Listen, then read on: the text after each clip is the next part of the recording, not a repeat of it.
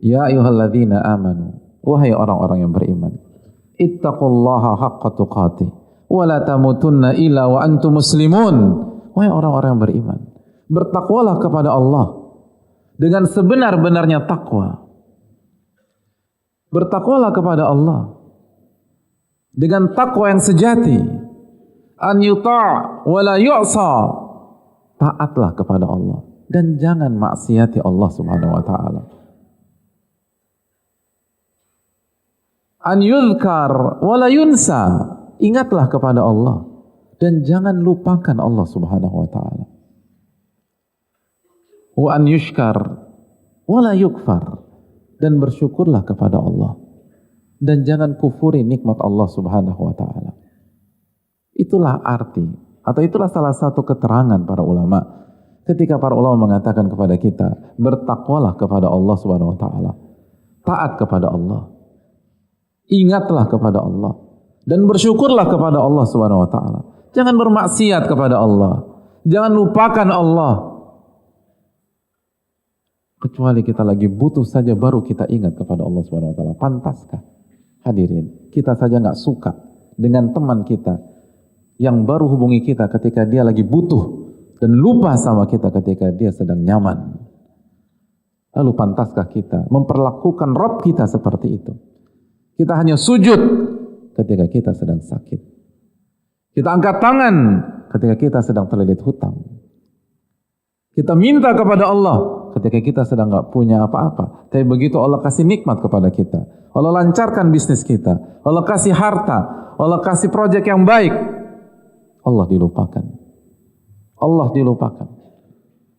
Rabb yang kita mengemis kepadanya pada saat kita susah, ya Rabbi, atau Allahumma, Allahumma, kita lupakan dia Subhanahu wa ta'ala ketika kita merasa sudah bisa berdiri dengan kedua kaki kita sendiri. Dan itu ilusi, karena manusia tidak mampu bisa berdiri dengan dirinya sendiri kecuali dengan taufik dan hidayah dari Allah Tabaraka wa ta'ala.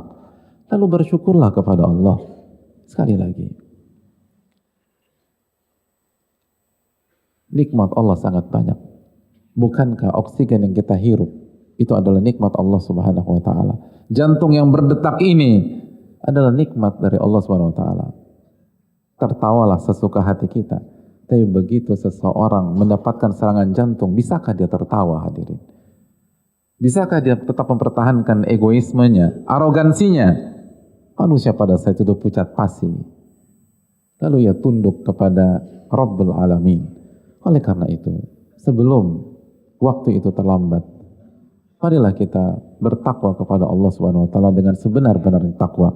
Wala tamutunna illa wa antum muslimun. Dan janganlah kalian wafat kecuali dalam kondisi beriman kepada Allah, kecuali dalam kondisi berislam kepada Allah, tunduk kepada Allah dan patuh kepada Allah Subhanahu wa taala.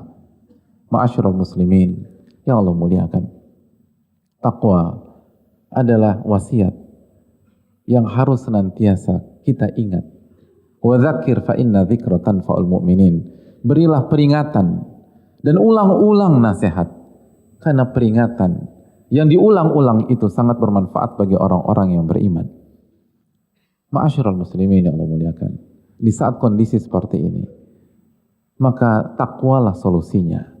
Di saat banyak masalah dalam hidup kita, maka takwalah solusinya. Di saat kita punya masalah rumah tangga, kita punya masalah dalam keluarga kita punya masalah dengan finansial kita, bahkan dalam skop makro, umat punya masalah besar pada hari ini. Maka solusinya adalah mari kita mulai dengan diri kita bertakwa kepada Allah Subhanahu wa taala. Karena Allah Subhanahu wa taala berfirman, ya ayyuhalladzina amanu, wahai orang-orang beriman, wahai orang-orang yang beriman, ittaqullaha, bertakwalah kepada Allah, wa qulu qawlan sadida, dan berbicaralah yang benar, berbicaralah yang istiqomah, bukan benar 1-2 hari, bukan benar 1-2 pekan, bukan benar 1-2 bulan, tapi istiqomahlah dalam menata lisan. Dan apa yang kita ucapkan itu yang kita perjuangkan. Ketika kita mengatakan saya hamba Allah, buktikan bahwa kita hamba Allah. Kalau kita mengatakan saya muslim, maka buktikan bahwa kita muslim. Kalau kita mengatakan saya beriman, maka buktikan bahwa kita beriman. Ittaqullaha wa qulu qawlan sadida. Bertakwalah kepada Allah dan berbicaralah dengan benar. Berbicara dengan benar. Kita semua tidak mau mengatakan saya ini orang fasik, tapi seringkali perbuatan kita mengapa lebih cenderung kepada sifat yang seperti itu? Kita ingin dianggap sebagai orang beriman, maka buktikanlah iman kita. Bertakwalah kepada Allah. Dan kalau bicara yang benar, apa yang terjadi hadirin? Yuslih lakum a'malakum wa yaghfir lakum dzunubakum wa may yuti'illaha wa rasulahu faqad faza fawzan 'azima. Barang siapa yang bertakwa kepada Allah dan mengucapkan kalimat yang benar, maka Allah akan perbaiki amal-amalnya, perbaiki aktivitasnya, perbaiki ibadahnya, dan Allah akan ampuni dosa-dosanya. Salat kita akan diperbaiki oleh Allah. Dan kalau salat kita diperbaiki, urusan kita dilancarkan oleh Allah Subhanahu wa taala. Zikir kita akan diperbaiki oleh Allah. Keikhlasan kita akan diperbaiki oleh Allah. Kejujuran kita akan diperbaiki oleh Allah Subhanahu wa taala. Dan kalau kita sudah jujur, in tasduqillaha yasdukka, kata Nabi kita sallallahu alaihi wasallam. Jika Anda jujur dengan Allah, Allah akan wujudkan cita-cita Anda. Maka marilah kita bertakwa kepada Allah. Dan berbicaralah dengan jujur jika kita ingin seluruh amal ibadah kita dan aktivitas kita diperbaiki oleh Allah Subhanahu wa taala. Hadirin, kita hamba yang lemah. Wa khuliqal insanu dha'ifa. Allah berfirman dalam surat An-Nisa 28, manusia diciptakan dalam kondisi lemah. Kita ini banyak enggak taunya, hadirin. Allah berfirman dalam surat Al-Ahzab ayat 72, innahu kana zaluman jahula. Manusia itu zalimnya minta ampun dan bodohnya luar biasa. Dan setiap hari kita berhadapan dengan aktivitas. Setiap hari kita berhadapan dengan amal. Kalau kita harus memperbaiki amal dan aktivitas itu dengan diri kita, sejauh mana kita berhasil memperbaikinya. Tapi kalau yang memperbaikinya Al-Alimul Khabir, yang maha mengetahui, baik yang global maupun yang detail. Allamul Ghuyub, yang mengetahui hal-hal yang gaib, yang mengetahui masa yang akan datang. Al-Muhsin, yang maha baik. Rabbul Alamin, yang memiliki seluruh alam semesta ini. Kalau Allah sudah perbaiki amal kita, aktivitas kita, apa yang perlu kita khawatirkan dalam urusan rumah tangga kita? Apa yang perlu kita cemaskan dalam urusan keluarga kita? Apa yang perlu kita khawatirkan dalam urusan anak-anak kita dan bagaimana masa depan mereka? Apa yang perlu kita khawatirkan tentang kelangsungan bisnis kita dan toko-toko kita? Kalau Allah yang sudah perbaiki, buat apa kita pikirkan? Kalau ada konsultan bisnis terbaik di Indonesia mengatakan dan memberikan garansi, saya akan perbaiki usaha Anda, apakah kita akan mengalami kecemasan lagi? Lalu bagaimana kalau Rabbul Alamin yang memberikan garansi, yuslih lakum a'malakum wa yaghfir lakum dzunubakum, Allah akan perbaiki itu semua. Allah akan perbaiki amal kalian, aktivitas kalian, dan Allah akan ampuni dosa-dosa kalian. Lalu apa yang perlu kita khawatirkan? Yang perlu kita lakukan adalah bertakwa kepada Allah dan konsisten dengan statement lisan kita tersebut. Perjuangkan ketika kita mengatakan kita ingin bertakwa dan kita ingin menjadi orang yang soleh. Ma'asyiral muslimin, ya Allah muliakan, bertakwa adalah solusi. Allah Subhanahu wa taala berfirman dalam surat At-Talaq ayat 2 dan 3, "Wa man yattaqillah yaj'al lahu makhraja wa yarzuqhu min haitsu la yahtasib." Barang siapa yang bertakwa, Allah akan berikan solusi bagi dia dan Allah akan berikan rizki dari arah yang tidak pernah ia duga-duga. Bukankah hidup kita adalah kumpulan dari masalah demi masalah? Selesai masalah yang satu, muncul masalah yang kedua. Bahkan seringkali masalah pertama, masalah kedua, masalah ketiga belum selesai, maka timbul masalah keempat, masalah kelima, masalah keenam. Rumah tangga adalah tempat masalah, keluarga adalah tempat masalah, pasar atau tempat kerja kita itu gudangnya masalah. Ketika kita keluar rumah, di situ ada masalah. Ketika kita masuk rumah, di situ ada masalah. Bukankah kita butuh bahwa masalah-masalah itu diurai, bukan oleh sembarang pihak, tapi diurai oleh yang maha mengetahui, yang maha baik, yang maha pengasih lagi maha penyayang. Kalau itu harapan kita, maka marilah kita bertakwa kepada Allah Subhanahu wa taala dengan sebenar-benarnya takwa agar kita dimudahkan oleh Allah dan diberikan rizki dari arah yang tidak ia duga-duga, yang membuat kita hancur seringkali, yang membuat kita kepikiran, yang membuat kita stres, yang membuat seseorang kena mental illness adalah ketika dia melupakan takwa lalu dia beralih ke pemikirannya pribadi. Allah Subhanahu wa taala yang mengatakan, bertakwalah, maka Allah akan berikan jalan keluar dan rizki dari arah yang tidak Anda duga-duga, dari arah yang tidak Anda pikirkan sebelumnya.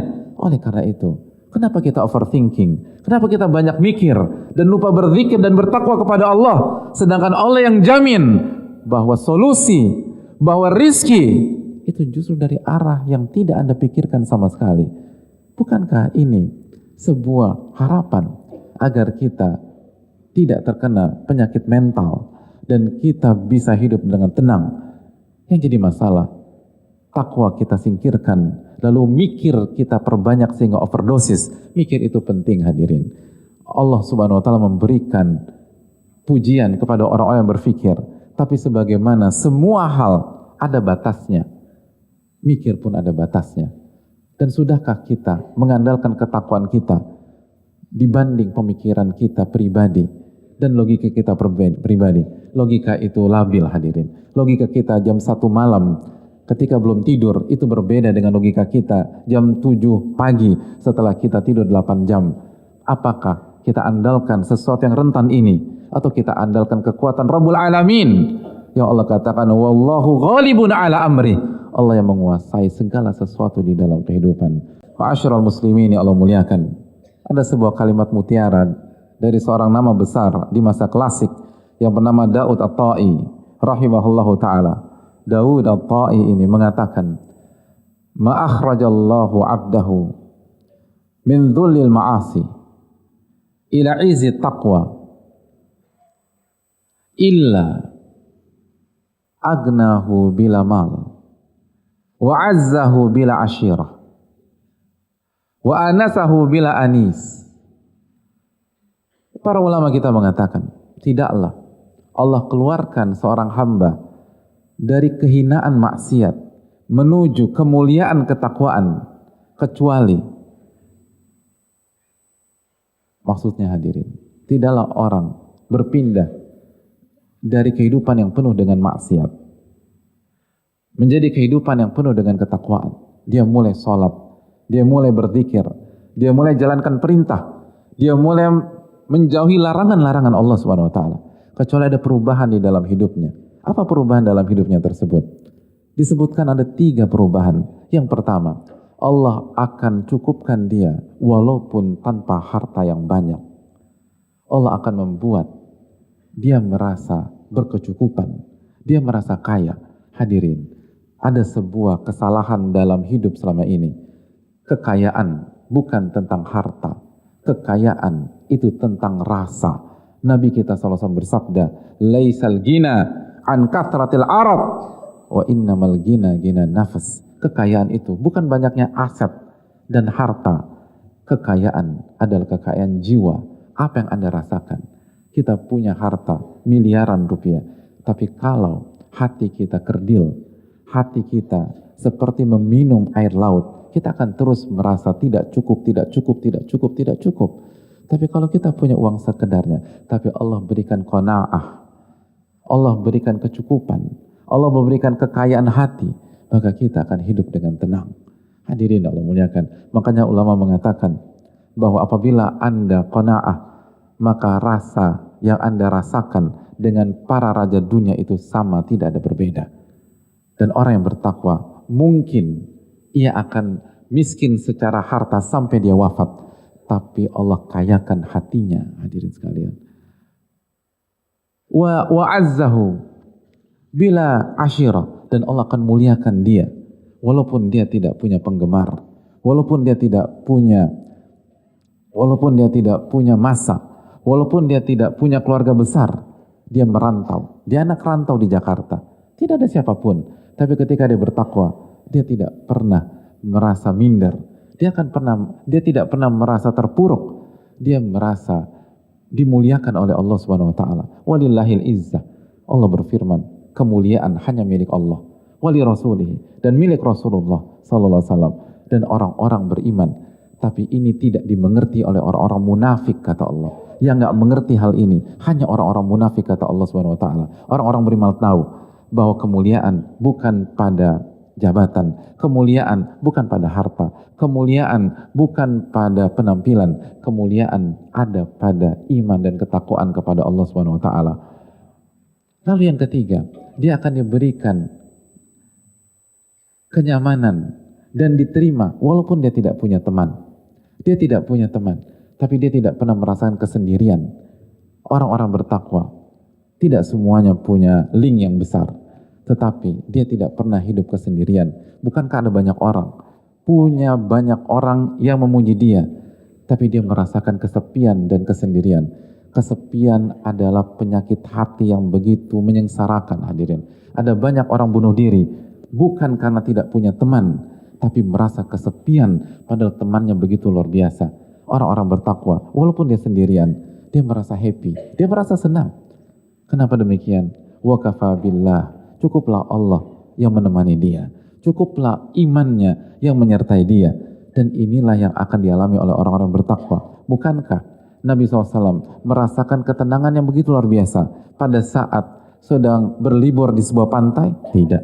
Pada saat perlu dikepung di Gua Thaur, ketika kondisi sangat mencekam, ketika hidup dan mati itu jaraknya hanya sedikit saja.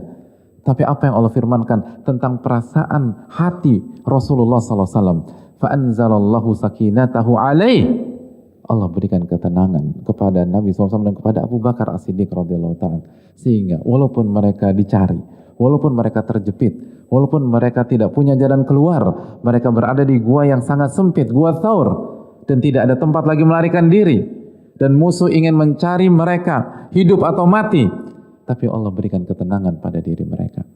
Padahal tidak ada uang, tidak ada pasukan pada saat itu, tidak ada network, tidak ada kenyamanan, tidak ada fasilitas, tetapi itu tidak berhasil mencuri ketenangan dalam hati Nabi SAW dan Abu Bakar As-Siddiq radhiyallahu ta'ala. Kenapa demikian? Karena mereka mungkin tidak punya uang, tapi mereka punya ketakwaan di saat itu.